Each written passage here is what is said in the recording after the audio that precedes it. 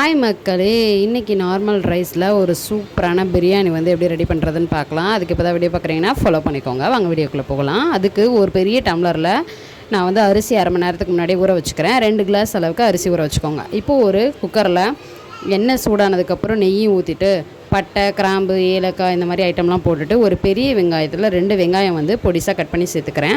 இந்த மாதிரி ப்ரௌன் ஆனதுக்கப்புறம் 2 டேபிள் ஸ்பூன் அளவுக்கு இஞ்சி பூண்டு பேஸ்ட்டு, 2 பச்சை மிளகா, ஒரு பெரிய பழுத்த தக்காளியை கட் பண்ணி இதில் சேர்த்துட்டு மல்லி இலை, புதினா 2த்தையும் போட்டுட்டு இந்த பிரியாணிக்கு தேவையான உப்பை இப்போவே சேர்த்துட்டு நல்லா வதக்கிக்கலாம். இந்த டைமில் 1 டேபிள் ஸ்பூன் அளவுக்கு மிளகாத்தூள், 1/4 டீஸ்பூன் அளவுக்கு கரம் மசாலா, 2 டேபிள் ஸ்பூன் அளவுக்கு தயிர் சேர்த்து நல்லா வந்து மிக்ஸ் பண்ணி விட்டுக்கலாம். இப்போது அரை எலுமிச்சை பழத்தை புழிஞ்சு வச்சுருந்தேன், அதையும் சேர்த்துட்டு நல்லா வந்து மிக்ஸ் பண்ணி விட்டுட்டு கழுவி வச்சுருந்தேன் மட்டனை வந்து இதில் சேர்த்துக்கிறேன். நல்லா பரட்டி விட்டுட்டு இதை வந்து வேக விட்டுக்கலாம். தண்ணி 1 கிளாஸ், அளந்த தண்ணியில் 1 கிளாஸ் ஊற்றி ஒரு 6 விசில் வச்சு எடுத்துக்கிறேன். 1 கிளாஸ் அரிசிக்கு 2 கிளாஸ் தண்ணின்ற அளவில் 1 கிளாஸ் தண்ணியை கறி வேகிறப்பவே ஊற்றிட்டேன். இப்போது மிச்சம் இருந்த தண்ணியை ஊற்றிட்டு நல்லா அரிசியும் போட்டுட்டு 4 விசில் வச்சதுக்கப்புறம் பிரியாணி ரெடி ஆயிடும். ஃபாலோ பண்ணிக்கோங்க.